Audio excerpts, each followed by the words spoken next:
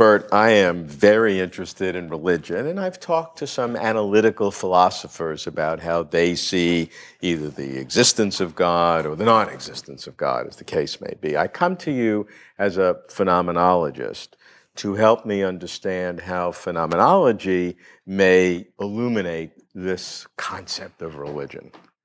One of the things that phenomenology is going to do is talk about religious experience.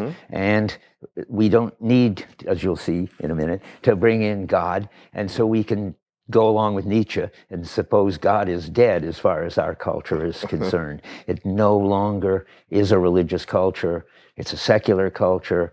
And yet there is religious experience and lots of need for religion in our culture, taking weird forms, fanatical forms, and phenomenology might be able to help with that, getting religion back into the form where it was a positive thing that gave meaning to people's lives and didn't need an all-powerful creator, the highest being kind of God.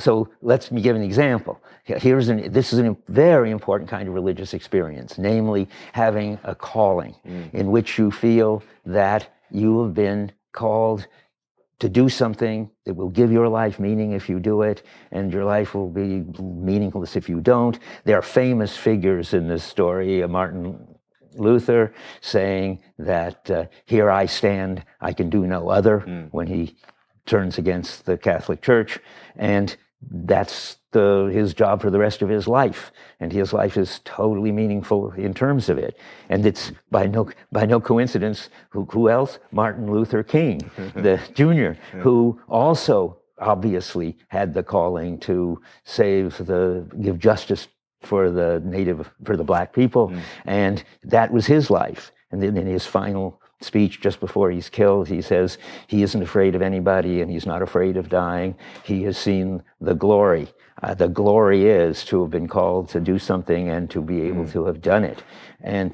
But you can also find other forms of religious experience. So even though these people believed in God or believed that they had some direct relationship to a higher concept, phenomenology doesn't deal with that higher concept, but rather concentrates on the personal experience that that person has and see what we can learn from that. That's right. So it's not, if you've got a calling, don't get all involved in the status of the caller. Focus on the call. And then... Because that's what we can know for sure, because we can study that and examine that. The other is very ethereal. We know that it changed Luther's life and it changed Martin Luther King's life, and we can even say lots, as Kierkegaard, who is the main person who thinks about this, and we can come back to that, has lots to say about why we need that kind of calling, being the kind of beings that we are, and so forth. But we can remain neutral as to what the status of the caller or whether there is even a caller. Right. The point is that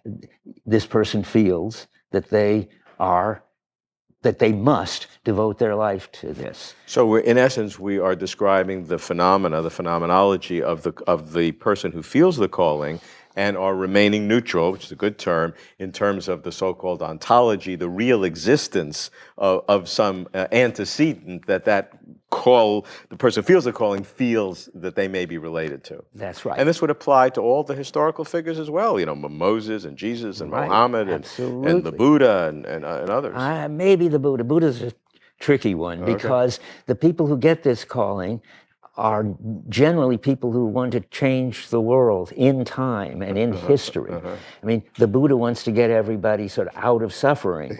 And surely there was some kind of moment when the Buddha realized that was his job, but it wasn't the calling itself which was the meaning. But for the people particularly in the Judeo-Christian tradition of Abraham and Moses and Jesus and so forth, there's where Kierkegaard comes in. Kierkegaard says what's crucial is that they get an unconditional commitment.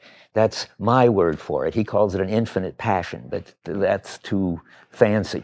An unconditional commitment, you can get it being in love. I mean, that's the kind of calling, and the way the Romantic I mean, no other culture probably but ours, which started way back, I think, in the Hebrew when who was it worked for 7 years to get Jacob, yeah. to get who? Rachel, was it? Yeah. But he got the Leah. sister. Got Leah. So he had to work another whole 7 years. He Right. wanted that person. Right. That kind of romantic love, that there is only one person in the world who can give your life meaning, and is something very special. And Kierkegaard thinks that Jesus is the one who really focused that as what is most special, in saying that he was God, that it was okay to make him the absolutely important thing in your life, even though he's not. I mean, there's lots of fuss whether he was equal to God, but right now he's walking around at that point in Palestine saying, it's okay to worship me, and not like